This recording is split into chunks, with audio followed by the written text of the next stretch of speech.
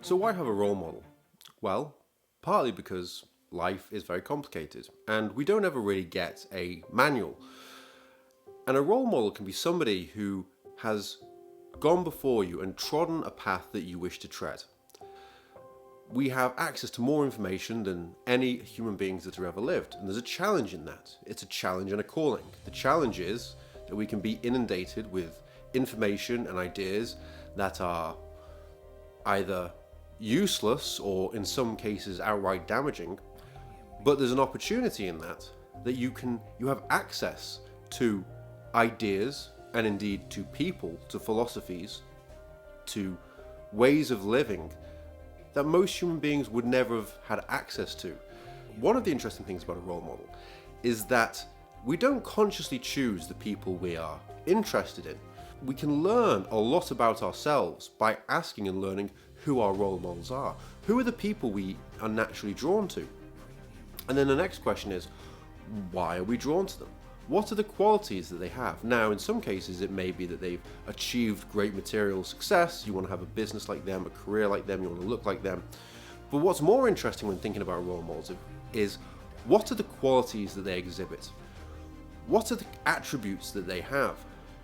By understanding those things that you're naturally drawn to, you actually understand a little bit more about yourself. It teaches you a little bit about who you are. It's a potential future you beckoning you forward.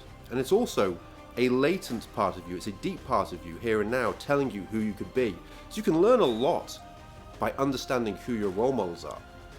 A good way of approaching role models is to ask yourself questions about what are their motives? What's their philosophy in life? Why do they do what they do? Now, you're not going to know exactly, but it's a thought experiment. And running that thought experiment can elicit certain ideas, some new ideas inside yourself that again tell you a little bit about who you want to be, the kind of qualities that you wish to emulate. And it can give you a deeper roadmap, a deeper insight into why this person, whoever they may be, is so interesting. You don't necessarily want to get too obsessed with a role model. You're your own person, you have your own qualities.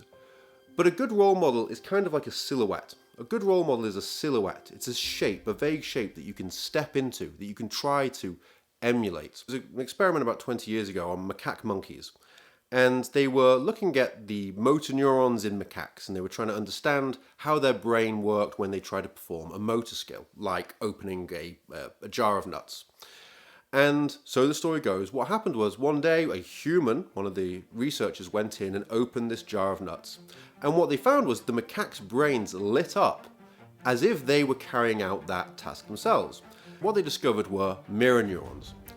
We have mirror neurons, as do macaque monkeys and other chimps and apes. And mirror neurons fire when we observe another person, another human, performing a motor skill, performing an action. You can think maybe this is the reason why you get so elated when you see an amazing soccer player score a goal, or when you see an amazing athlete perform something, when you see your team score, that elation you get. It's the mirror neurons firing in our brain. The point is that we are actually hardwired to learn through observation.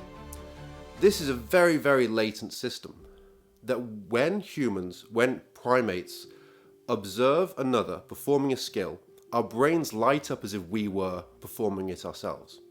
This means we have been learning through observation for an incredibly long time, and through observing the role models that we have, through people who've gone before, our brain can get switched on. There's a lot of noise in society and we can get pulled in all kinds of different directions. So there's a challenge in that. But there's a great benefit with all this noise, is that we can learn more about any person that's ever lived. And it can give us a roadmap. It gives us insight into who we are, and it gives us insight into who we want to be and who we want to become.